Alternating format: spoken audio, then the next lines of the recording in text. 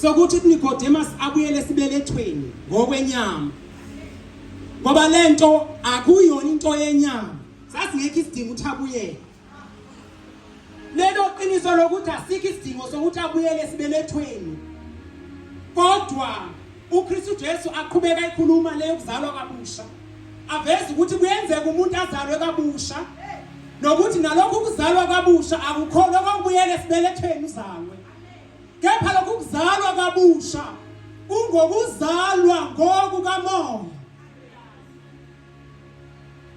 indaba yethu noma ivangeli likaKristu Jesu linkulumo noma luhambo nasingakhuluma ngohambo lwevangeli lunguhambo lukamoya sizokhumbula lapha kuGenesis chapter 3 lapho okwaba khona ukuwa komuntu ngesikhathi uNkulunkulu embekile indoda nowesifazane kube indoda isebenze ensimini besiba nomsizi wayo kwenzeka ukuba isitha sifike sizonyenyeza kulo wesifazane sizoxabanisa umuntu noNkulunkulu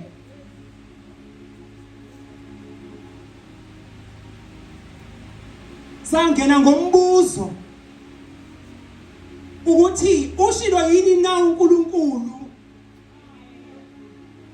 ushilo yini na uNkulunkulu ukuba ungadli noma ningadli esithelweni esiphakathi uthi wesifazane uthi uthe singasithinti nokusithinta ngoba siyokufa nokufa umuntu wehleli lapha enobudlelwano obuhle noNkulunkulu kwase kufika ukufa ngenxa yokuthi umuntu ewele esonweni wangena ubutha phakathi komuntu noNkulunkulu okwakuyisono esasi-introducewe inyoka nalapha sibona ukuthi ngoba nangabe echaza lo sifazane uthi uNkulunkulu uthe singasondeli nakusondela kuso singasithinti ngoba siyokufa nokufa kodwa emva kwalokho sebesithintile basidli isithelo siyababona kusakhulunywa ngabo okusivezela ukuthi ngokwenyama bafanga indaba yayikumoya athi umpostoli uPaul nangabe bhalela ibandla lase noma baseFesu efike kwabaseFesu uchapter 2 verse 1 uthi he quickened us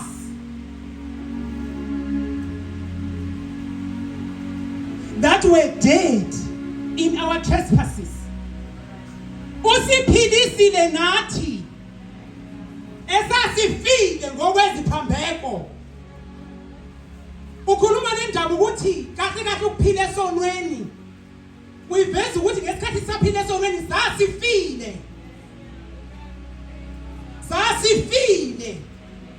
athi usiphilisile nathi esasifile eziphambekweni zethu sasiphila sihamba singena ko-Shoprite senza konke kodwa sasifile le ndaba yonakala kuGenesis umuntu awele esoneni wasefa kodwa ehamba kepha efile uyakwenza konke uyangena nathi esitolo uyathenga kepha ufile usiphilisile nathi esasifile ngokweziphambeko zethu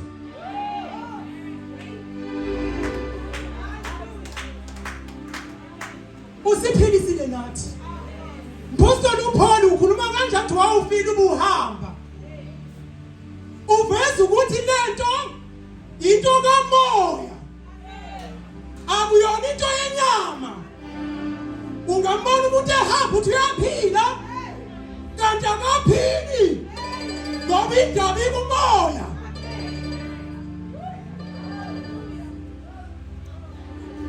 Wafika kuKristu Jesu ezoyilungisa le ndaba yokufa komuntu. Ngesikhathi efika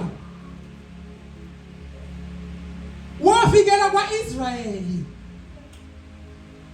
Ngizogijima lapho ngoba angifuni sathi isikhathi eside kakhulu. Wafika kwaIsrayeli. Nangabe fika isizwe sakaIsrayeli sasigcinezelekile phansi kokubusa kwamaRoma. Babeyazi le ndaba eyayikhulunywa ngabaprofeti bathi uzofika uMesaya ozokhulula uIsrayeli.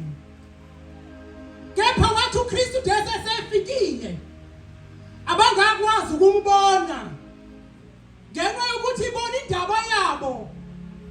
Babethi uzobakhulula ezintweni zasepolitiki nasebugileni abagqilazwa ngakho ngokwepolitiki.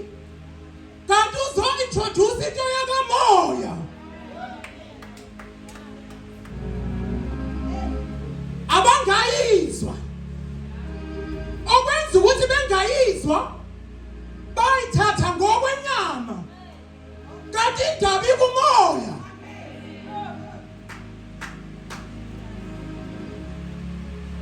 Indaba uKristu Jesu abafika nayo indaba kamoya.